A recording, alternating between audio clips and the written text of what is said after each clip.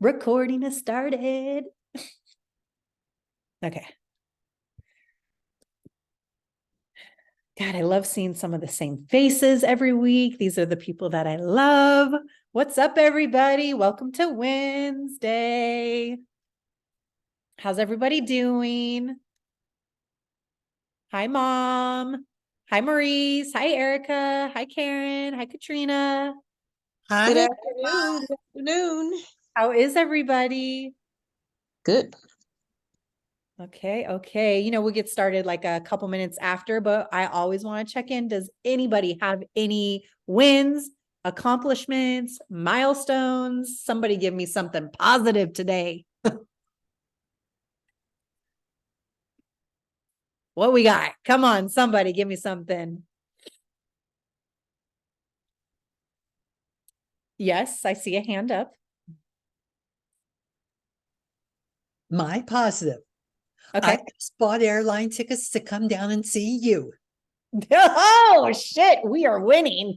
We're winning. I actually, since 6 a.m., have been dealing with business issues, Yeah. all They're gnarly. horrible, all day. Yeah. Well, our prayers go out to peace, and we shall leave it at that. And we shall leave it at that. Thank you. Yep.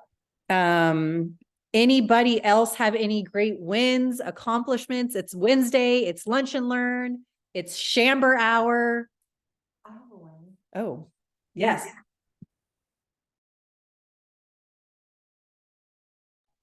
Okay.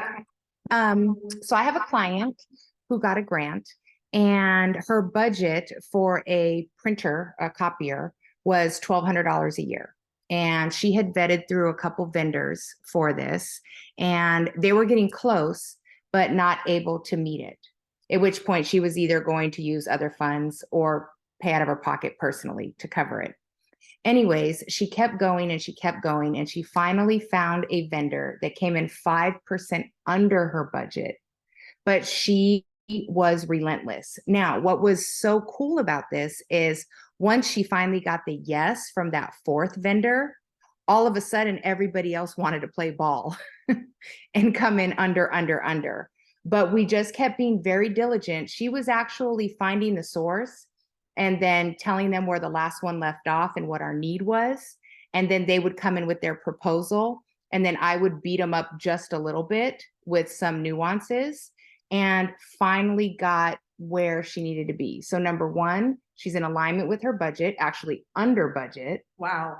And I just thought that was incredible. I thought it was incredible that she cared that much for an $1,800 line item, because most people may not, because it seems so small, if you will, but she left no stone unturned. So I just want to give a shout out to her, because, going back and forth is a bit of a headache. She kept taking the calls, but it was a great learning experience of negotiations and protecting the funds within your nonprofit. Like, I feel like this has been like the hot topic of, oops, I'm on mute. My bad. Sorry, guys. We're in the same room today, so we're switching back and forth. Hi, Amber. So that's kind of been like the hot topic, is people taking accountability. And we're not going to really be specifically speaking about accountability today, but we are going to be speaking about things that you need to take accountability for and be doing today. So this is like the perfect segue. We are going to be talking about, what are you doing with the last quarter of the year? We have half of October, November, and December for you all to make a bang. And we're going to go over ways for how you all can leverage the last quarter of the year. So with that, Jay, go ahead and pull up the PowerPoint if you don't mind, sir. For those of you that haven't met Jay, Jay is in the Nonprofit Plug family. He is one of our own and is a Nonprofit Plug employee who provides service to everyone. So some of you have probably interacted with him. So thank you, Jay. We've got you on controls today.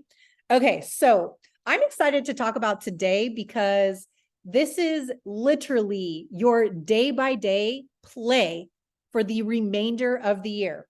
And before we even go to the next slide, I want to share a couple of statistics because y'all know, like Amber and I, we get such a high off data. Like I get a high off data. It makes my arm hairs go up in like a good way. It makes my body tingle. Like I love data. Okay. So the data that I want to share today, and this comes from, there's a platform that's like a donor management software called Neon, and they do other nonprofit data. Wait till y'all hear these statistics. Okay. So this is all about year-end fundraising. So for the next 3 months, this is all we're going to focus on in the Lunch and Learns is how to leverage the end of the year and all of the opportunities to get as much money as you can in over the next 3 months. So did you know 1/4 or 25% of annual nonprofit revenue is raised in December? That shit is wild to me. 26% to be exact of annual revenue for a nonprofit is in December. You can drop your comments in the chat box or unmute yourself and like say whoa, because I don't know, to me, that's a whoa. I actually didn't know that. And I've been in the nonprofit sector for over 15 years as an executive director, as a customer service rep. I've held every single position you could possibly think of in a nonprofit organization. Donor management, donor development. Like I did not know that 26%, a quarter of your revenue is raised in December. That's wild to me. Okay. Another really amazing statistic. Okay. This one's wild too. Nonprofits raise 17 to 31% of online revenue in December. Louis, totally. So a lot of people and companies want that last minute write-off. Absolutely. So in fact, okay. So just to speak to your point, Louis, because of that, companies and people wanting the last write-off. So where did I just read this statistic? Okay. The most important days for giving are December 30th and 30%. 10% of all giving happens in the last 3 days of the year. 10%. 10% of all giving happens in the last 3 days of the year. So this, go ahead, Jay, go ahead and hit that next slide. So this slide is kind of like your introduction today. So today we're talking about like optimizing year-end fundraising for nonprofits. So this is why it's significant to understand year-end fundraising and the impact year-end fundraising has is because 10% of all giving happens in the last 3 days of the year. So you need to get ready now to be ready for all of the funds that are going to come in this last quarter, because 10% of all giving happens in the last 3 days of the year. 25% of your annual revenue is raised in December. 17 to 31% of online revenue happens in December. So using the rest of October and November to being prepared for this December frenzy is critical. So that's the importance of optimizing your in-year fundraising goals, because this is when you're going to, if you leverage it and you do our suggestions, and these aren't just suggestions because it's like, oh, whoop-de-doo. This is how we have raised thousands upon thousands of hundreds of thousands of dollars in the last quarter of the year. If you were with us a few weeks ago, we did a training on Giving Tuesday, and the training was based on how I myself raised $25,000 in one day. These are all the steps that you guys can take in order to leverage year-end fundraising, because clearly the data shows that year-end fundraising is the most important time of the year. And yeah, it is because people want those tax write-offs and, you know, they need to get rid of some money, but like, do we give a fuck? No, we want that money. Okay. And just by the way, Louis, since you're on here, shout out to you for like your super duper support of the Lunch and Learns and being an example of someone who is holding themselves accountable to education, to training, and to trying to be successful as a nonprofit. Louis Ochoa, shout out to you, because Amber and I have been talking all day long about accountability, and you are someone that demonstrates holding yourself accountable and leveraging learning opportunities, especially the free ones. Okay. Jay, go ahead and hit that next slide. Okay. So to start you guys off, here's your plug of the day. So we're not only are we telling you how to do things, we're giving you templates and examples on how to leverage year-end fundraising. So in our private Facebook group, and we'll email it out to everybody, we've provided an everyday low-cost fundraising idea. And this slide shows you an example of a calendar where every day has a fundraising opportunity that is low cost. So some of these opportunities include, but not limited to, virtual coffee morning. This is where participants can make a donation to join a virtual coffee meetup, daily gratitude challenge, your meme of the day, funny hat Fridays, daily doodle challenge. I'm literally like just coming up with, these are things you can do every single day to engage your network, engage your community. Trivia Tuesdays, DIY art sales. Oh, let me give you a good freaking example because my mom is on here today. I don't know if she's actually paying attention, but y'all can see her, Miss Peg Elephant. Okay, Mom, what is your favorite hobby and how did you use that to leverage raising money? And what is the max, not max, what is the highest amount you raised on that one hobby? So go ahead. Can you share that with us? This is so freaking cool. My favorite I think hobby. you're, oh no, are you on mute? My bad. Go ahead. No, you're not on mute. I'm a technical doo-doo over here. You're a doo-doo. My favorite hobby is art. I'm a watercolor artist and I also do oil paintings. And I just started about 3 years ago posting some of my paintings, on Facebook, just so my friends could see what I can do. All of a sudden, somebody says, "How much do you want for that painting?" I thought to myself, well, I'm retired and I just don't need to make a living. I've got a decent retirement. What should I do here? I know I can do. I can sell her the painting if she donates to my favorite charity, which happens to be Hadassah, that supports medical research and treatment and care in Israel. So she said, okay, how much? I'm thinking going, oh God, I don't know. So I considered her capacity for giving. And I decided to get a little gutsy because after all, it is for a good cause. It's for medical care, which has impact around the world. I said, $5,000. Sold. Yeah, it freaking worked. It freaking worked. It freaking worked. And I said, I will give you the painting when you show me the invoice, the receipt from your donation, because I don't handle money. It goes straight to the nonprofit. Fast forward 3 years later, I just sold another $5,000 painting, Sharon. I don't know if I told you that or not. And I'm not a known artist, not particularly great either. Oh no, don't let that woman lie. She's very good. And no one in our family even had a clue that she could draw better than a pencil drawing. Neither did She can I. do portraits. Best painting ever is one of my dogs. Okay, go ahead. Okay. To date, $32,000. Whoa. And I am not a name known artist. Y'all about to know, Peg Elephant. This is such a perfect example of literally, she has a hobby, she has a talent, it's a therapeutic hobby to paint. My mom goes and visits people or travels, or when she's visiting my brother who lives in a beach town, she'll paint the scenery. She posts the painting on Facebook and someone spends money. And that is the perfect example of out of the box innovation and thinking of how to fundraise for an organization.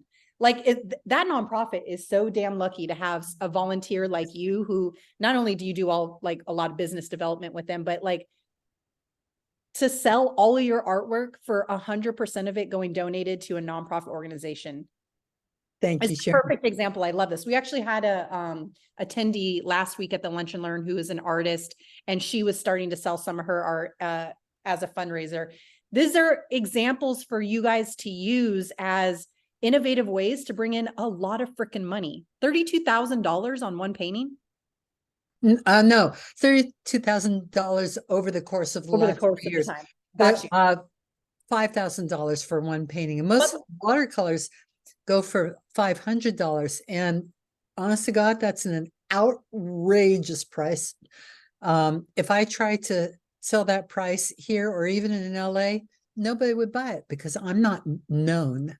You know, I don't have the name and I don't show my work. I only have my website. But a lot of my constituents, shall we say, I know their capacity.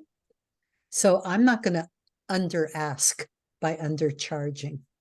But here's what's cool. So you've raised like, let's just to put it in perspective, like we'll just call it an even $30,000 you've raised. A nonprofit that can raise $30,000, that literally can hire an employee. $30,000 will pay for a very low level salary, for maybe even a part-time salary for a person to do impact for your organization.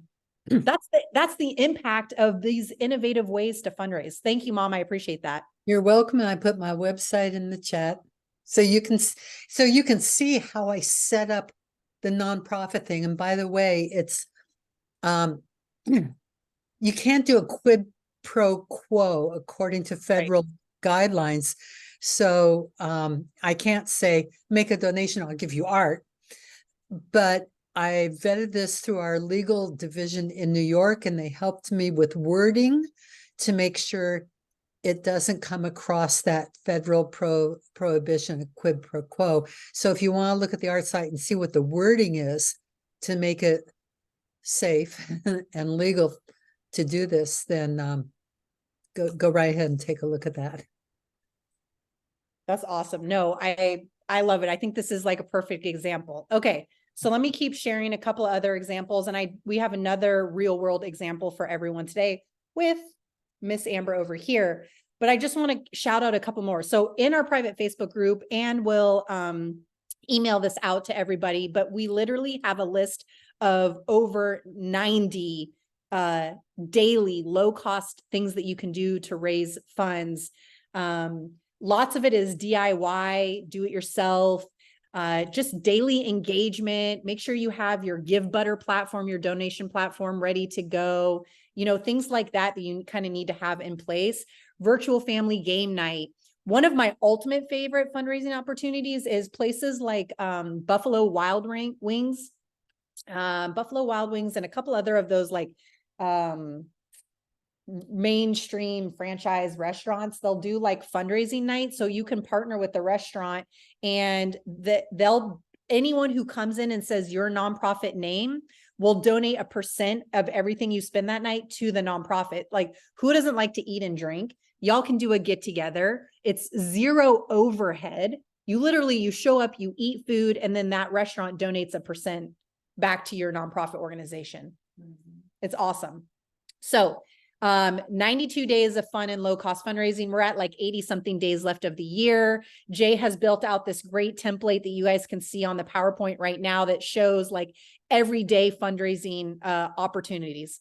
Jay, go ahead and hit the next slide.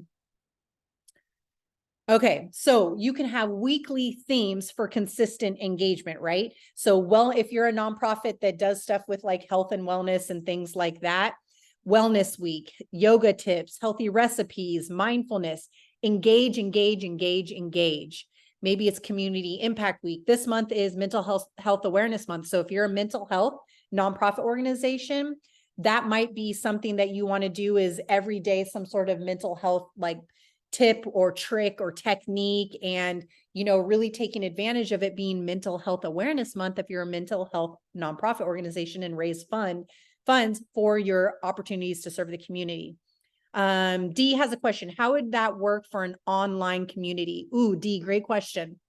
So our list of all these DIY activities have something that are all online opportunities. So maybe it's family dinner night, you know, you're all meeting up on Zoom, or, you know, the family virtual coffee breaks and having a dance party on Zoom. This is like kind of go back to COVID days and leverage Zoom and those online opportunities, Facebook and Instagram, you know, you're all over Instagram, and leveraging your Instagram community is definitely an opportunity for you.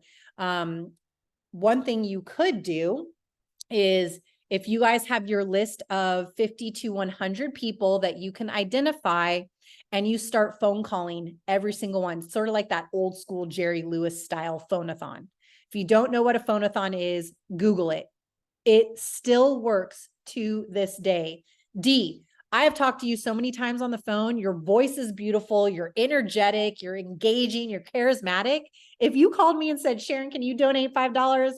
I sure as hell would. Don't call me though. Don't call me though. I'm just kidding. D, call me. Like, those are the kind of things that you can do if you're really, you know, relying on an online community. Another good example was that ice bucket challenge. That was completely all done on social media. These are like those TikTok dance challenges, Instagram challenges. Those are great ways to leverage your online community and raise funds. In fact, an example of leveraging your online community and doing a virtual fundraiser, I'm going to hand it off to Amber now, because she actually did one of these. What did you raise? Like $10,000 or $20,000 on them? Yeah. Okay. Yeah, so it was really cool. So I'm part of a online fitness community, and it's actually primarily a lot of gentlemen. There's only a handful of women in it. And so obviously I chat with some of the women, and she came up with an idea that she wanted to do burpees for a cause. So again, this online fitness community meets up every morning on a Zoom and does burpees 365 days of the year. So she said, hey, you know, I want to do burpees for a cause. And for my first fundraiser, I want to have breast cancer awareness as a focal point. So I was like, okay, great. I think this is fabulous. You should, you know, she asked me because of my business acumen, not necessarily my nonprofit experience, because this was back in 2021. So at the time, I wasn't as in depth with nonprofits as I am with Sharon and the Nonprofit Plug. So I think that's kind of inspiring too, because you know, I have a young lady who's a city worker with a great online community. I myself come from the for-profit world, but she knew she wanted to make an impact. So I said, well, step one, get your Instagram. Step two, she put together a logo herself. I said, okay, what's your goal? What's the date? What's the message? Mind you, I don't know if this will make anybody in the room cringe. She's not incorporated, and she did not have a 501c3. Wow. So again, I'm just giving you the real life facts. Okay. And I said, look, at the end of the day, you need to be extremely transparent, because you guys who have gotten to know me, you know that we don't mess around with transparency and authenticity and all that stuff. And especially because I knew that she did not have the quote unquote credentials in order, but that didn't mean she couldn't make an impact. So she started to communicate her message. She picked the date. It was going to be an online burpee situation, but in, you know, honor of breast cancer awareness. She set the goal, and she just started showing up on Instagram every day, right? So she had the traditional, like on the last slide, the little, what do you call this, Sharon? Oh, the thermometer. The thermometer, Yep. right? And I shared her Instagram with you guys, so you could go back to 2021 and watch the imperfect action. So then she started to get testimonials from some of the people in the group. And there were about 3 or 4 other people in our community that really stood behind her. One of them actually got $5,000. I got a couple people to donate things. And then she also did a live auction, and I was able to get some things from some high profile people that I knew people in the community would value, and they would be really great auctionable items. Back to our whole auction lunch and learn from the other week, right? And she just kept going and going and going. And she was like, Amber, I feel so uncomfortable getting on Instagram. And I'm like, why? Keep going. You know, well, you know, I'm fumbling over my words, and I'm like, it's all going to dial in. Just keep going. And she did. And she went over her original goal. She also did 3 other fundraisers after that without my help or support. Also had some very impressive results. And I mean, literally just within her online fitness community. So I want to say between her 3 fundraisers, she raised over $28,000. And so that's pretty remarkable, considering she just woke up one day and said, I'm doing it. And then she went after it, and other people aligned. Like I said, she slid in my DM and was like, can you help me? I'm like, yes, I have the capacity. And there were like 3 other powerful people and impactful people that aligned with her to help her with her endeavor. And then bam, she was off to the races. Wow. Okay. Can you just walk us through maybe like a step-by-step suggestion just to kind of reiterate how can our sorry guys, I keep looking at Amber because she's sitting here right next to me on like how can someone implement this easy, no overhead? Yeah. And so that's just it. She used the tools. So she used her free online tools. She used free Canva. So she had to do it herself. So obviously there was no overhead other than her time, right? She had to show up on Instagram and push the message. She had to show up in our community to push the message. She got on several calls with me, probably 3 to 5 hours for the duration of the first fundraiser. So again, that's leveraging your community and collaborating. So I was kind of a mentor, if you will. But my whole advice to her was, listen, just be clear on your messaging, have the date, communicate the outcome, which you talked about in fundraising, is get that outcome communicated effectively. Tell everybody exactly what the result is going to be when you reach that outcome, and make sure that it is transparent to your community. So they're getting updates, right? Because it's kind of like FOMO when you keep showing people like, look what we've done, look what we've done.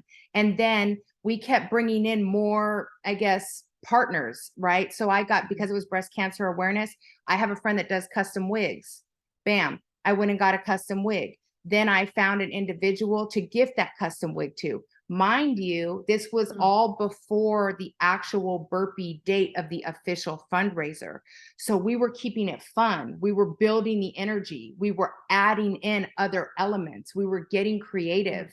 And so pretty much and it was infectious, because when we did that, somebody else said, oh, I got something, or hey, I got an idea. And then everybody just came together. That's like too cool. And you guys, you see this as an example of low cost fundraising, like almost no cost. You're literally just leveraging time and sweat equity and online presence. And they raised over $10,000. And none of that was expenses. So that means they actually profited $10,000. I love these examples. Go ahead. And another quick point, which we talk about leveraging your community. And yeah, like, don't get me wrong. I was a bundle of resources at this time, right? So we were able to get her stickers, if not free, for a discounted cost. We were able to get her tank tops for everybody that she was able to either, break even at or make a small margin or what have you for the participants. But she asked, and we've said this time and time again, a closed mouth don't get fed. You have to ask. I didn't know her I didn't know this woman. You know what I mean? She was in my community. She asked, I had the bandwidth, I had some solutions, I had the resources, no problem. I'm here to support. Now, when she ran her next fundraiser, I didn't have the time or the capacity to participate the way I had before. So she had to leverage new relationships. Sponsorships and in-kind donations are key. And a lot of that pre-sponsorships and sponsorship dollars are how a lot of organizations really bring in the funds. I just want to emphasize too, that your community of volunteers, and as you build that, most of them are donors. For example, I have a statistic. 76% of people who volunteer for a nonprofit are donors. 76%. So ask your donors to participate. Ask your donors to donate, volunteers to participate. Ask your volunteers to donate. Ask your volunteers to leverage their network to donate. These are daily activities you can do every day for the rest of the year to end this year with the bang. Because remember, 25% of your annual giving and revenue happens in the last quarter of the year, especially and primarily in December. Jay, go ahead and go to the next slide. Okay, so here's how you amplify outreach, which we've kind of already been talking about. utilizing social media platforms. So utilizing Instagram, Facebook, TikTok, LinkedIn. Remember, LinkedIn has the community with salaries that are averaging $100,000 per person. That's the network you have on LinkedIn. Instagram is more of what they call the Red Sea because it is just flooded with anything and everything. So know your network and where they are. Incorporate compelling visuals, hashtags, user-generated content. ChatGPT is great, AI is great, but people still want to feel that you're authentic. Authentic is critical. People want to know that this is the real story. This was real impact, that you're a real person. People first will support you. Once that mission is big enough, then they will support that mission. And encourage storytelling and donor testimonials. Critical. And so Sharon, I mean, look, I didn't even see this slide. So if you go back when Sharon just asked me, I literally hit those points. Use social media, but do the storytelling and have the visuals. They want to see it. They want to see it's real. They want to be a part of the story, of the journey. And so bam, like I literally said it because I didn't have a step-by-step. And here's your PowerPoint with those exact bullet points. I mean, it doesn't get any easier or more authentic than this, because that's exactly what my friend did, you know, without even having this strategy just completely outlined as beautifully. And she just went with her gut feeling and showed up at a high level for the community with the story, with the expectation and so forth. And it worked.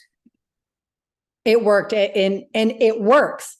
These aren't just things that we research and tell you guys. These are things that work because we did them ourselves. This is how I raised $25,000, how I raised $32,000, how I raised $10,000, how we all did this together. These are the critical components to you leveraging the last 2.5 months of the year, knowing the data that supports this. The data says 25% of your annual revenue from giving comes in the last month of the year in December. Yeah, because like Louie mentioned too, it's also because people want the tax write-offs. We don't care though. Get your tax write-off. Get that money. Let me see. I think I had one more really cool statistic. Okay, this one's really cool. I just love the data. Oh my God. Okay. 97% of donors cite the impact of their gift as a major decision factor. This is why storytelling and authentic storytelling is critical, because 97%, you might as well say 100%. You might as well just say 100% of donors cite the impact of their gift as major. You know why it's 97%? The other 3% is because they want the tax write-off. So 97% of people are citing the impact of their gift as a major decision factor. And the other 3% is probably because they actually just want the tax write-off and they're not really tripping on the impact. Or another thought, maybe they already knew they had X amount to donate. So based on the impact, who do I donate to? I've got my top 3 favorite, but where is my money going to have the biggest impact? Right? And that's why you have to show up and convey why they should choose your organization. Yeah. It's the most wonderful time of the year. Do y'all want me to keep singing? It's and I don't even know these songs either, but I'm pretty sure because I hear it on there. It's the most wonderful time of the year. Now give me that money. Okay. Jay, go ahead and hit the next slide. That might be the end of the PowerPoint stuff. Okay. So my bad. There is this one more that we want to go over. So this slide is particularly developed for you guys to use in how to encourage your network to join us in making a difference. So these are the key points. Oh, why do I hear too short?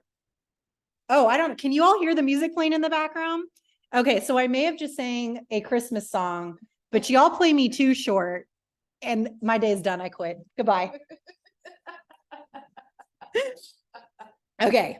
So key points, reiterate the importance of support in the final months, because we all know the most giving is done, 25% of giving in the last month of the year. Take the rest of October and November to prepare for that. So you reiterate the importance of support in the final months. You have to have a call to action. That means you have to have something actionable for people to do. Donate to a specific cause. Do they need to go on your website? Do they need to come volunteer? Give them an action, a call to action. Donate today. That's a call to action with a link to the donation page. Don't forget to link to your donation page. And oh my God, have your donation page live, please. If I hear about one more freaking nonprofit that says donate today and their nonprofit donation link is not live, I'm going to get up out my seat. I'm going to fly to where you are and I'm going to slap the shit out of you, silly. Okay? I was channeling Brock on that. I'm going to slap the shit out of you, silly. The dog shit. Okay. Please make sure that your donation link is live. Ooh, that felt really good to say. Okay. This channeling is working for me. Okay. Spread the word. Y'all might be shy. You might not have the confidence yet. It is okay. You have to make the first ask though. So nobody's going to donate and know your cause if you don't spread the word. Many of you, and some of you, if you're new today and haven't heard me speak, I drop the F-bomb all the time. And because my mom is on here today, I'm going to blame it on her. She says fuck way more often than I do. I'm sorry, Mom. It's your fault. I know I'm sorry. It's true though. It's very true. But she said, as long as I use it in an appropriate way and at home and not like at the teachers, then it was okay to use. That's what she said to me. So I say fuck in a loving way. Like, I fucking love you, Mom. It's positive because I'm toxic positive. Well, Amber and I are toxic positive. Okay. Distraction. It's a stress reliever. Okay. Oh yeah. Too short is a stress reliever for me for sure. So you got to just not give a fuck. There's this book called The Art of Not Giving a Fuck that you can buy on Amazon. And there's a reason why that book is so popular and why it is world known, because the art of not giving a fuck is literally not caring what other people think. And if nobody knows about your mission because you're worried about what they're going to think about it, how are you going to get a donation? How are you going to get support? How are you going to leverage your impact? If you're too worried about someone wondering if your mission is cool or not, no one gives a shit if your mission is cool enough. Of course it's cool. It's a mission to serve the community. It's already just automatically cool. Your mission is always cool when you're serving and enhancing the growth, the health, and the development of a community. There's a reason why community has the word unity in it. You will always be impactful if that's in it. So spread the word, encourage sharing on social media, leverage that. And then the last key point for making a difference and leveraging the last couple months of the year for annual giving, express gratitude for ongoing support. Gratitude gives abundance. We all hear this when we are manifesting, when we need more in life. Gratitude equals abundance. So be sure when people are donating, if they're okay with it, give them the shout out on social media. That's the other thing too. Like when someone sees someone else donating, they're more likely to donate too. Nobody wants to be the first donor. So sometimes, you can donate to yourself and put it as anonymous. So just to play the mental game. But expressing gratitude for ongoing support, people love to be thanked. People love to be acknowledged. So make sure that acknowledgement and gratitude is a part of your annual giving. Donation thank you letters, social media shout outs, phone calls thanking them, especially when donations are $1,000 or more. Absolutely give them a phone call and thank the person.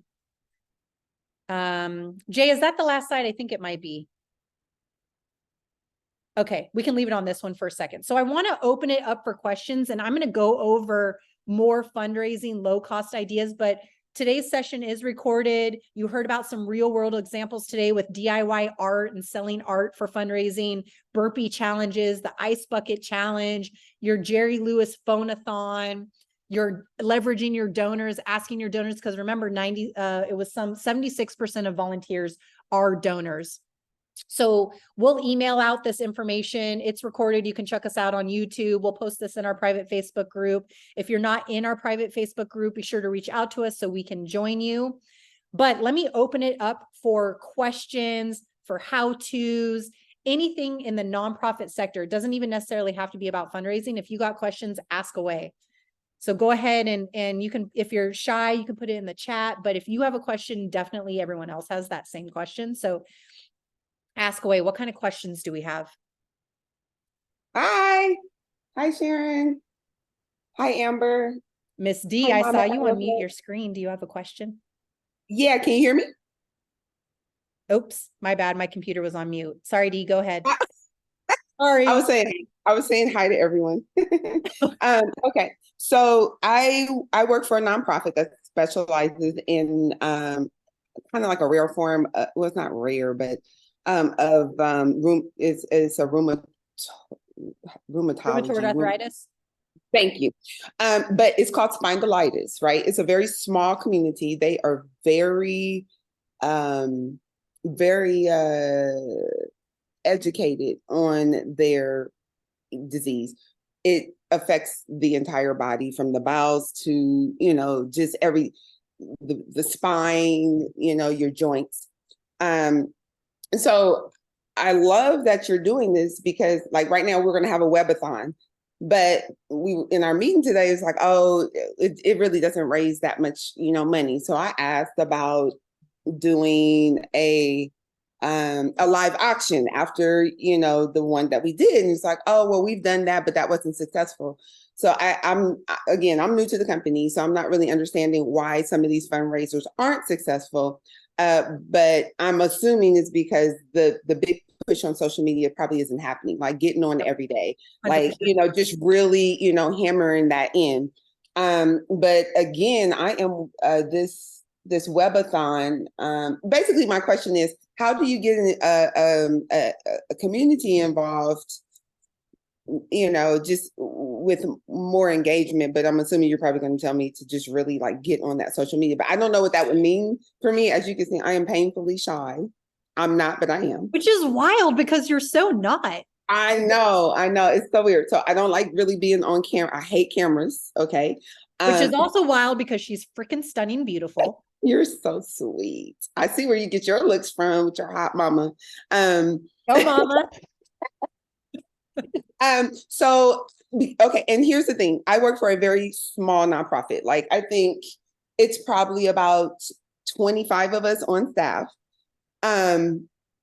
So it's like if I come up with an idea or whatever, I'm the one who's going to have to move it forward. So when we're talking about like getting, raising that awareness and creating that engagement, it's going to be on me to get on and be like, hey guys, So I'm really trying to see where I can fit that in. Like right now we have a webathon, but it's through this radio station that, like I said, we are everywhere. So trying to figure out how to pull, like we have supporters that are in other countries, but it's still a very small network, So I'm trying exactly. I have one example of something you guys can immediately implement. I heard you say you have about 25 employees.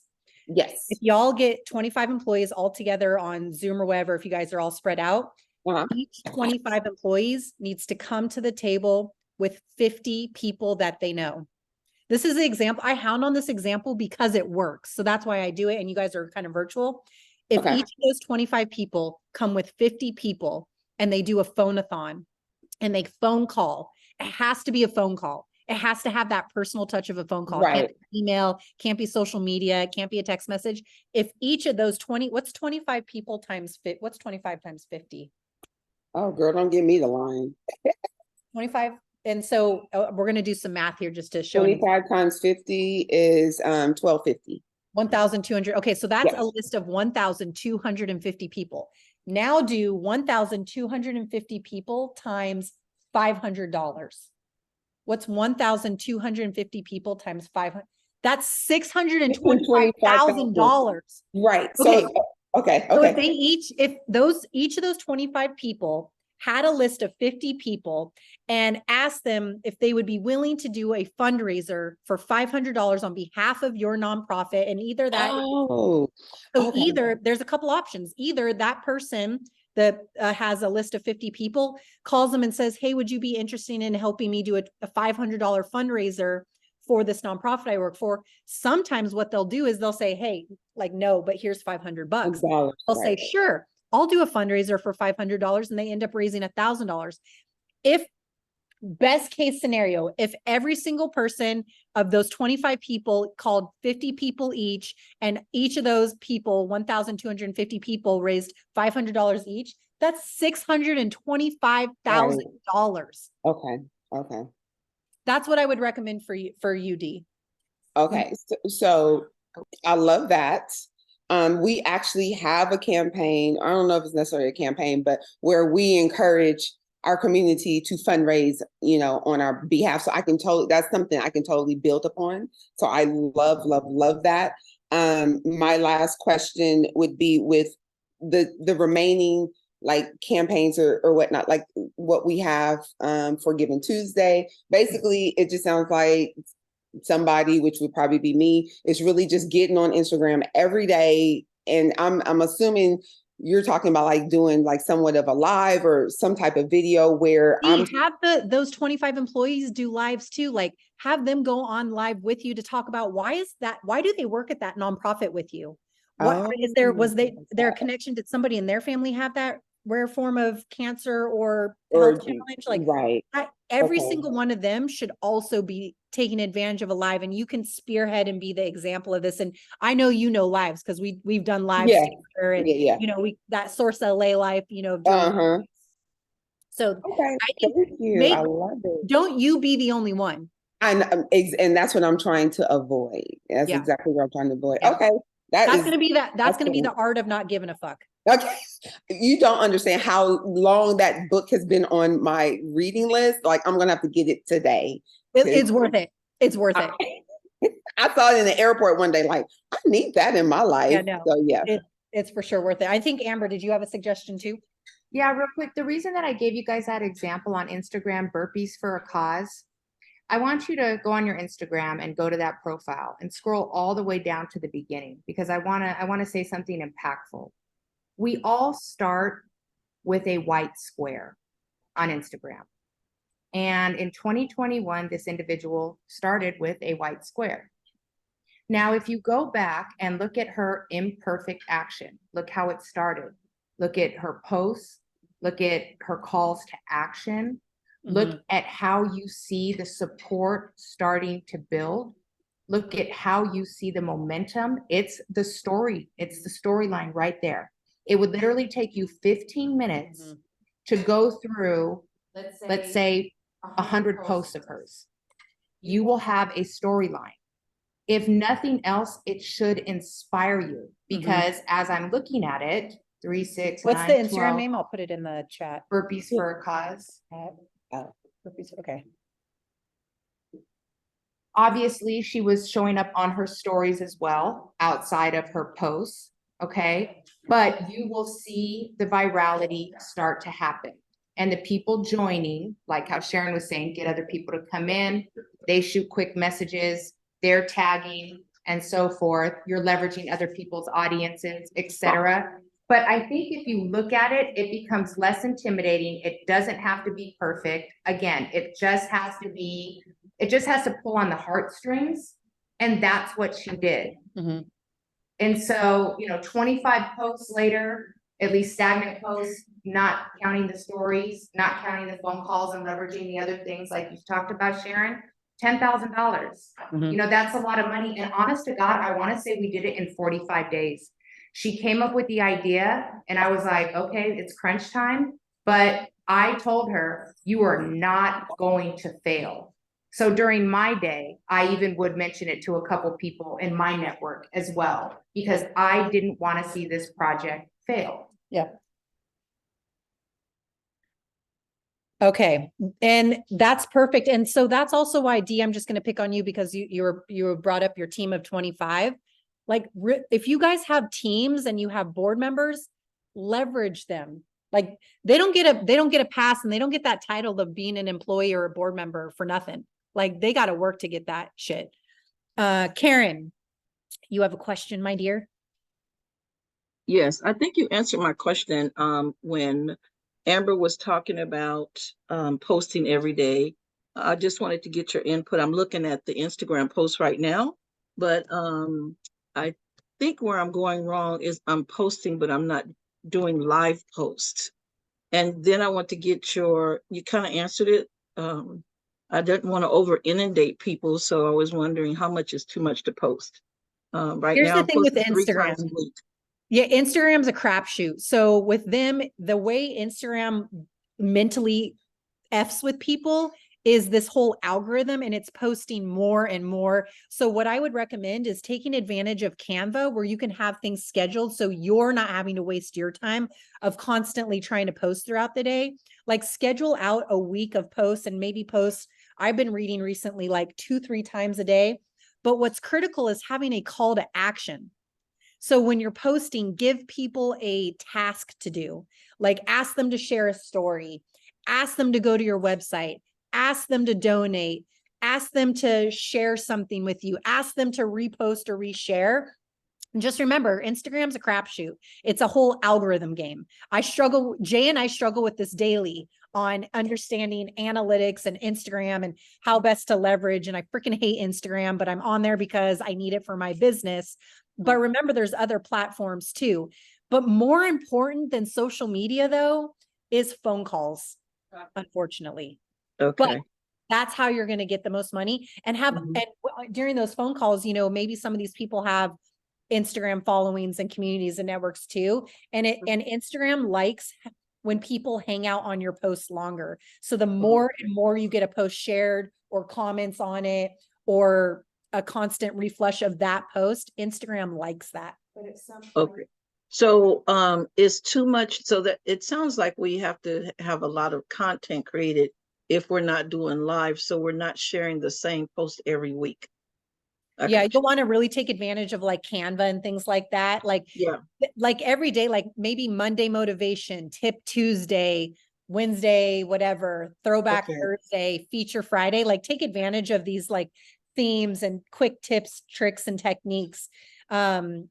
Louis, I do have a script, but even better, I would even use Chat GPT to help you create a script. And what you can do is you can say, hey, Chat GPT, because y'all know I like to say please and thank you and talk to Chat GPT like it's a real person because it's my best friend. I say, hey, Chat GPT, can you write me a 10-second phone script that I can use to call people to help me get them involved with my nonprofit and to share my mission and things like that. Just play around with Chat GPT and it'll give you that script that you can use, but reach out to me and I do have a phone-a-thon script as well. Thank you for that. Yeah. Karen, you've got it. You've been with us every single week, like I think almost from day one. And you're so good at sharing your story. I watch you on social media. I'm such a nosy person. Thank you. I'll send it to you. And so take advantage of you sharing the stories. That's what people want to hear. And different stories and different faces and those smiles and your data. Like share your statistics of like how many people get to go to like swimming events or get help with their families. Share that kind of stuff so people can feel some type of way. Perfect. Thank you so much, Dr. Sharon. Of course. All right, we got 3 minutes left. Any other questions? Thank you, thank you, thank you. As usual, the Shamber Show, Shamber Nation, Amber and I literally live for this hour every single Wednesday. It's therapeutic, it's fun, it's educational. Come join us every week. I want here's your guys' call to action. Invite a friend next week we have no lunch and learn. I'll be at a wedding. I totally forgot. But the week after, we're going to be talking about everything legal, law, and contracts and partnerships and all that kind of fun stuff. Invite a friend. Invite a friend. That's your guys' call to action. I want to see y'all inviting 2 friends, and maybe whoever invites the most friends and they show up will get a donation. I'm just saying, could be a couple $100. I don't know. Bring a friend. Any other questions? It is now open for whatever you guys, if you guys are good for today, go ahead and you're good. You're logged off for the day. You're done. But Amber and I will stay on here for another 2 minutes to help y'all out. Well, thank you so much, everyone. Oh, hey, Dee, what's up?